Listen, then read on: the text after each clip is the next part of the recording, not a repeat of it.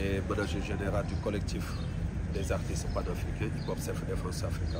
Est-ce que vous pouvez un peu revenir sur le but de cette rencontre? L'objectif de cette rencontre, c'est une séance d'écoute concernant une compilation qui a été produite par le collectif. Donc c'est aujourd'hui normalement la disponibilité de la nouvelle compilation dans toutes les plateformes streaming. Donc aujourd'hui nous sommes là en séance d'écoute pour faire découvrir le projet. Quels sont par exemple les défis? Le hip-hop a une mission, c'est une culture et il a sa mission.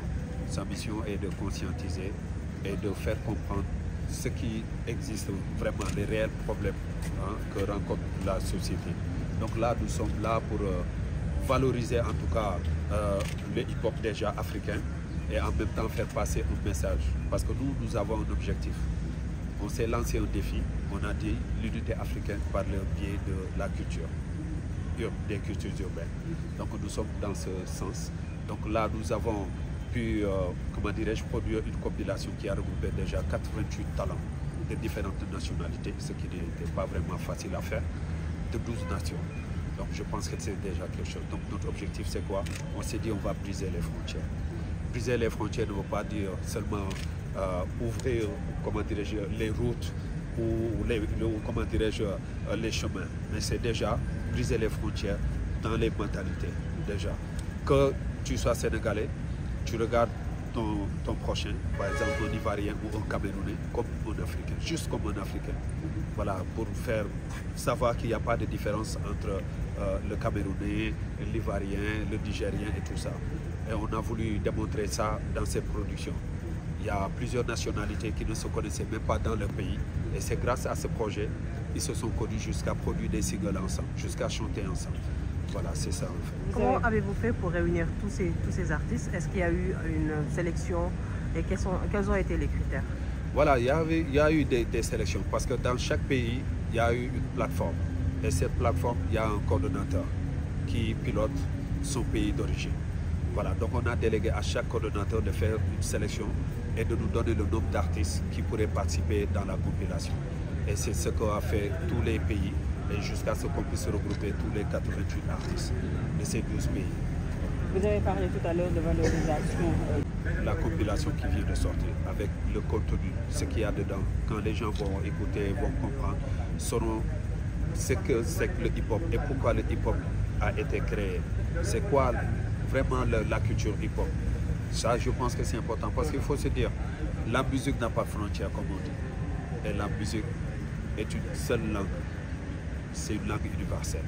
Donc, comme on dit, aujourd'hui, la musique n'a pas de frontières. Donc, quand on fait de la musique qui pourrait peut-être briser les frontières, il faut un contenu. Il faut faire des messages qui pourraient peut-être éveiller les consciences surtout. Voilà. Et je pense que ça, c'est important que nous le savons. Donc, 12 pays, c'est même temps un projet africain. Donc, l'Afrique, c'est 54 pays. Pourquoi il n'y a pas eu un maximum de pays africains? 12 pays. Voilà, au début, vous savez, au début, c'était que seul pays. Il n'y avait que nous et la Guinée. Mais avec le temps, les autres pays ont commencé à découvrir et voilà, ils ont adhéré jusqu'à ce qu'on est à 25 pays. Là, on a juste pris 12 pays parce qu'on ne pouvait pas, puisque ce projet n'a pas été financé, on n'a pas de soutien et tout. Donc, c'est les moyens des cotisations des artistes qui ont fait ça. Donc, on ne pouvait pas prendre plus. Mais normalement, au début, on avait dit 150 artistes et 25 pays. Mais quand on a commencé le projet, on s'est dit, bon, écoute, on n'aura pas les moyens de le faire parce qu'on n'a pas été soutenu par ni les sponsors, ni les autorités culturelles et tout ça. Donc, voilà, c'était pas facile. Donc, on s'est limité à 12 pays et 88 artistes. Et par rapport à la production, comment ça s'est passé? Est-ce que chaque artiste a dû faire ses propres sons chez lui et envoyer pour que vous puissiez faire la compilation, ou bien il y avait des regroupements d'artistes ou des ateliers? Bon, voilà, tu sais, il y a des coordonnateurs qui ont fait leur composition musicale dans leur pays. Il y en a aussi qui nous ont dit, faites les compositions musicales et envoyez-nous. Nous, on fait les prises de voix, on vous envoie, vous faites les mix au Sénégal. Donc c'est comme ça qu'on a travaillé. Il y a des pays qui ont fait leur propre production.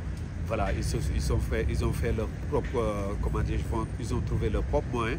Aller en studio, produire le single sur le thème parce qu'on a donné un thème pour tout le monde. Il n'y a pas quelqu'un qui va chanter autre chose qui n'est pas dans le sens qu'on aimerait.